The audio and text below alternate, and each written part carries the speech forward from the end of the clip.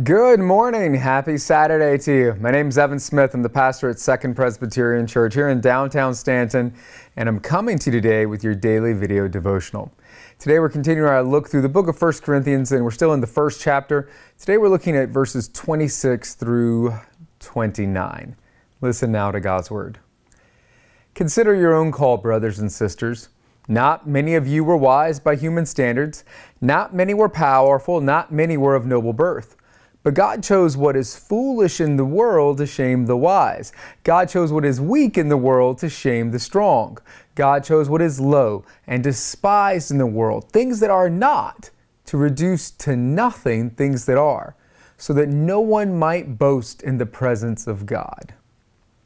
So Paul's talking about where the Corinthians were, like before Christ entered their life. And he's like, not a lot of you guys were of noble birth. Like, you weren't really the powerful, you weren't the intelligent, you weren't the smart. And it's like, hey, Paul, cut it out with all the flattery there. It'll get you everywhere. But clearly he's saying, look, you know what? Compared to so much of the world, you guys, you weren't considered the cream of the crop, and yet God chose you. Why did God choose you? He's saying he chose you so that when you do these amazing things, God's going to get all the glory. God's going to get all the credit. And that way you can't brag and be like, I did it all on my own. It's like my boys love to pretend like they're exercising and working out with me. And they see me work out. I work out, if I'm honest, 6 days a week. And so I'm lifting weights in the home with these resistant bands I use 6 days a week. And to them, I'm like the strongest man in the entire world. Now, to be honest, even before I was lifting weights, they thought I was the strongest man in the entire world just because I could lift them up pretty easily.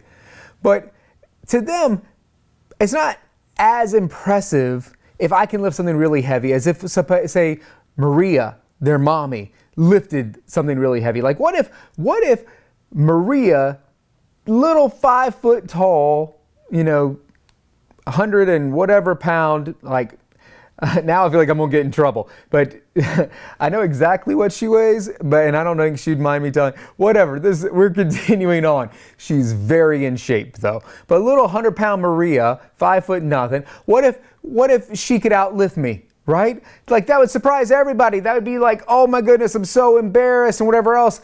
And Paul's saying that's effectively what God did. He took all those who were bragging and thought that they were amazing, and he's using you to do something amazing instead. Why? So that your power is on display, or his power rather, is on display through you.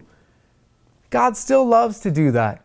God still loves to work through those who are humble so that God himself will get all the glory. Because none of us can boast. None of us have earned God's grace. None of us are mightier than God or wiser than God or anything of that sort.